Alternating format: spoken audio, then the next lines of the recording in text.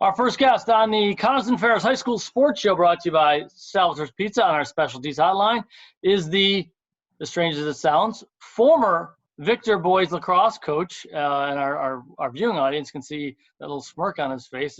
Jim Andre joins us after maybe the best 7-year run of any coach. For 7 years, I mean, you can't do much better than 6 Section 5 titles, 4 state championships, a career record of 127-23. Jim Andre, how does that sound, former coach? Well, first of all, Devo, I appreciate you having me on. I'm a huge fan, and I just a big shout out to you because I just love what you do for high school sports and promoting Section 5. Great stuff. Former, well, it's still kind of sinking in, I guess. It's been a great run. It's been surrounded by outstanding coaching staff, great players, supportive community. My booster club has been great. It's really been a lot of fun. Jim, take us back to the beginning, because your background in lacrosse isn't as traditional. You really weren't introduced to the game until after you had graduated from Cortland, where you played football, and then you were a young 20-something looking for something. And how did that all come together? And talk about how you fell in love with the game. You know, Steve, it was interesting because, as a college athlete playing football, all of a sudden when you're done, you're done. I mean, I wasn't getting a call from the Bills or anything, so I wanted to find something else to do. I love slow pitch softball. That's a great thing. But maybe when you're 22, 23 years old, going from competitive college football to slow pitch softball, though I do love the game, I was looking for a little something more, and a friend of mine turned me on to a box lacrosse league that was played at the Armory, the Armory on Culver Road there. Mm-hmm. And I went there. It was like 2 nights a week, and I just fell in love with the game. I love the game. I love the camaraderie. I love the way these guys were really going at it in box. But then afterwards, we'd get together and have some fun. And I just fell in love with the sport. It seems to me that it's got the best of all things. Lacrosse has the contact of a football. It's got that motion type offense and defense similar to a basketball. It's that back and forth action of a hockey. It's that covering the whole field like soccer. It's like if you were to take the best things of every sport, put them together, you'd mix them up and it'd be a recipe for lacrosse. That's the way I look at it. So let's not bury the lead as 2 former newspaper journalists. Why step down now, Jim, Andre? I was worried with the timing of it, late December. I'm like, what's going on? Is he healthy? And that was one of my questions to a friend of mine who knows you pretty well. And he said, no, everything's good. So tell us why. Devo, I appreciate that concern. It was funny. You weren't the only one. And it kind of puts a perspective on where lacrosse is in Section 5 in upstate New York. All of a sudden, I met with my staff December 26th, just after Christmas, and we had a staff meeting. I informed them my decision. And then within hours, my phone starts blowing up. Boom, I get a call from, Jeff Tambroni, the head coach at Penn State. Coach Connery, Michigan, gives me a call. From Denver, everywhere. And I said, guys, really, I appreciate the concern, but the reality for me was, as a coach, my family's been so supportive. I think I've been able to do what I do because I've got, a wife who just loves going to the game. She's our biggest fan. She's the loudest fan. Sometimes, I guess that's good or bad. I get great support. My sons have played for me. They've come through. And now it was really tough. Losing the 2020 year was especially tough for me. It was hard on me as a coach, hard on me as a parent. Last year I had my son, Will. He's now at Penn State, going to play club there. My older son, Clark, he's playing club down at South Carolina. My daughter, Will lost his senior year, right? Yeah, Will lost his senior year. And so I didn't get to see him play his senior year. My daughter, she's a junior now, but, the reality is when she was a freshman, my own coaching kept me from seeing her freshman year. And then all of a sudden we had COVID in 2020, so I missed her sophomore year. And these are Victor, by the way, folks, these are Victor athletes. They're Victor kids. Yeah. Will lost his senior season so he played for you a couple of years, right? At least. Right. Okay. But I think the challenging thing for me moving forward is as we move forward, how will my coaching impact my ability to watch my own kids play? And I guess as I get older, as my kids get older, I realize that this window is closing fast. And the thought of my daughter or my sons having success on the lacrosse field and me not being there to witness it, that was really a tough decision for me. Well, I'm sure, Jim, when you get those opportunities, you won't regret it. The little things will mean so much more to you.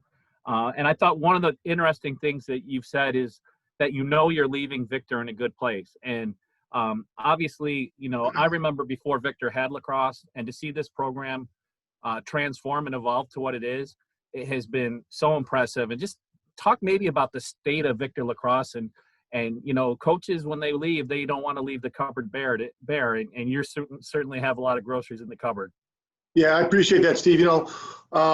Really in the sport of lacrosse and Victor, it's really a community happening. And if you were at one of our sectional final games or one of our state championship games at St. John Fisher, it was exciting to see the stands just filled with people. And it was funny because we were fortunate at the Fisher to hold the last couple of state championship games or to host at St. John Fisher versus some Long Island teams. And even the Long Island team guys would come up and they're like, I cannot believe the support of high school sports, specifically lacrosse. They were just blown away. It's a packed stadium, standing room only, and the lacrosse coach from Long Island had nothing but compliments to say. But regarding your question about, Victor being a good place, I've been surrounded by an outstanding community, and that means youth lacrosse is very strong.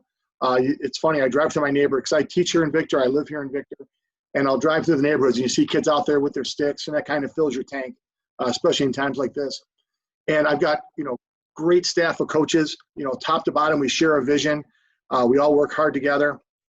I got a great booster club, and all those pieces are still there. I'm stepping away as head coach. I certainly hope I can be involved in the program. I see myself being that modified coach, which would allow me to coach, but, at the same time, it'll free up my schedule to watch my own kids play. To just simply walk away from coaching in this program would be really tough. Obviously, it's the AD's decision who becomes the head coach, and that head coach will decide who and where to staff people. But I'll definitely put a plug in there that I would like to stay involved in the program. So Elena's a junior, your daughter, and hopefully, and if I remember this correctly, guys, if I'm wrong, tell me, and that won't be a problem for Steve. But boys lacrosse is classified as high risk, and girls lacrosse is not classified as high risk. Like the girls, is that true? Like the girls will have a season, I think. Devo, I got to be honest with you. The classifications are changing quite a bit, and even I'm trying to keep abreast of it. But the reality is, I think the success that we've seen in New York State regarding soccer being played, that's outdoors, a fast-moving game. People are in proximity to each other. Yeah, how could it not? Yeah. I think that sets us up for success for a lot of sports, to be able to get off the ground. And I certainly hope that happens. Yeah, how much sports mean to kids, and so does Steve. Yeah. Well, I'm sorry, Steve, go ahead. No, I was just wondering about, you talked about 2020 and how tough it was to lose that year. And as we sit here now, even as we try to be optimistic, there's uncertainty about this spring. Did that play on your mind at all and factor in the decision along with the family parts as well? Not really, because for me, lacrosse isn't really a seasonal thing. It's more of a lifestyle when you get in. And I know you guys know that because you've been around athletics your whole life.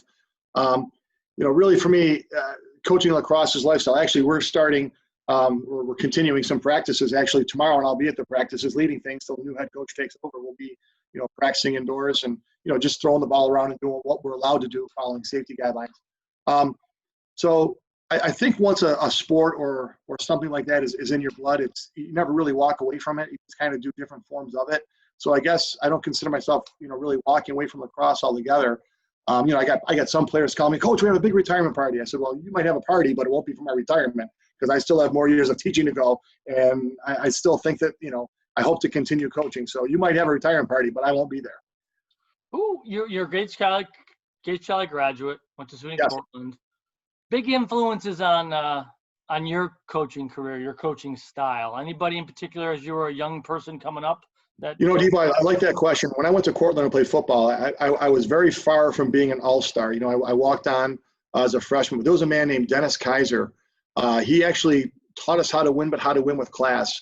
He was great, masterful football coach. He actually left to go work for Nike, and then he went into the NFL.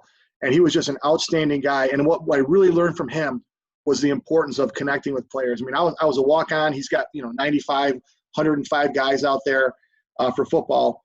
And when I jogged by him, I said, hi, Coach. And he said, hi, Jim. So he knew my name. And that meant the world to me that I was walking on one of 100 and some guys. But the fact that he knew who I was, that meant the world to me. So that really showed me that it's important to connect with players. Jim, you don't have the kind of success that you had without doing it. how do you connect with athletes and teenagers today? Because we're all about the same age, and it's not 1983 or 84 or 85 anymore. What's it like to be a coach in 2015?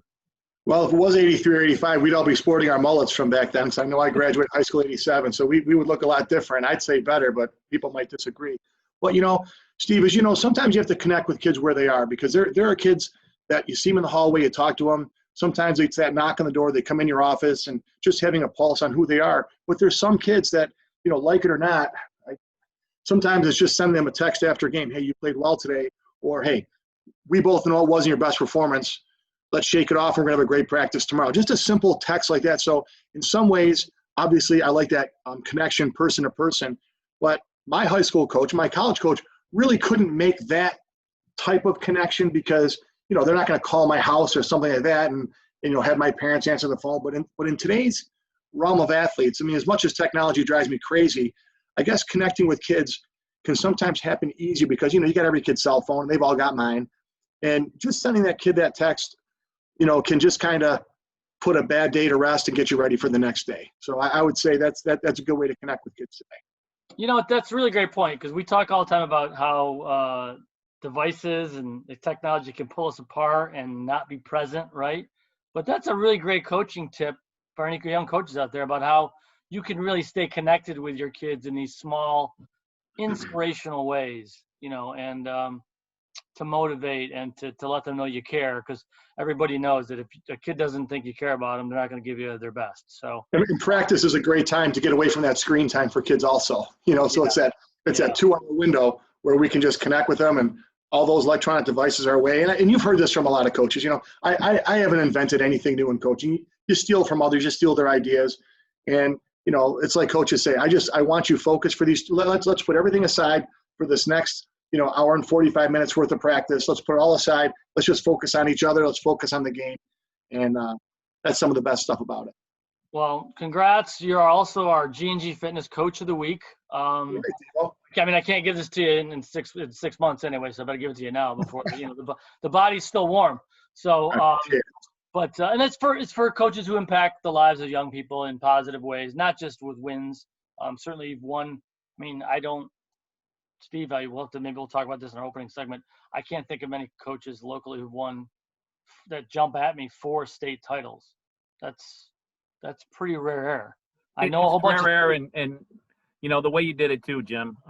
Very classy, and you were always great for us to work with, and we appreciate that. And I know that you believe success doesn't stop at the final whistle. So the life lessons that your athletes have taken away have been beneficial too. Steve, I appreciate that. You guys keep doing what you're doing. I love your show. Huge fan. Keep promoting high school lacrosse, because you know what? More of my kids that want to play college, they always come back and say, man, I really love my high school experience. I said, yeah, me too. That's why I'm here. Nothing like it. And it sounds, Steve, like we've got a possible Section 5 boys lacrosse analyst in the spring if we need one, maybe. Steve, I'll tell you what. If you're ever calling a game, I will be your color commentator. I'll be your wingman. I'll tell you, you and I would have a blast. Myself, you, Steve, it would be great. I'm in. Jim Andre, folks, what a great lead guest to welcome in 2021. Good luck to you, sir. Stay in touch. All right. Thank you, guys. Be well.